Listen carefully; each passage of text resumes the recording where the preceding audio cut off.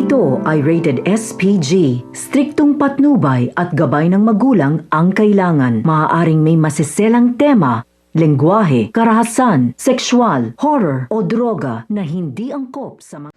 Nagulantang nga ang lahat ng inaresto nga itong si Chris dahil nga sa inakusahan nga siya sa pagkamatay nga dito kay Darius. Nakita nga kasi ang bracelet ni Chris sa labi nga nito ni Darius. Subalit si Via nga ang naglagay doon dahil sa galit niya dito kay Chris na pinili nga itong si Rosel kaysa sa kanya. Hindi nga masyadong nagalit itong si Rosel dahil alam nga niyang inosente itong si Chris. At isa pa nga kailangan nga niyang maging matatag dahil nga malungkot ang anak ni Chris na si Belle.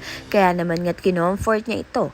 Sa kabilang banda naman nga sa lamay nga nito ni Darius, hindi na nga nagbigay respeto ito ngang si Melania dahil dumalo pa nga siya sa lamay at nang atake pa nga siya dito kay Rosel.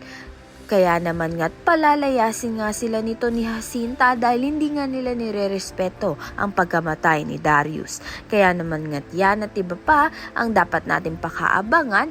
Maraming salamat sa iyong panonood.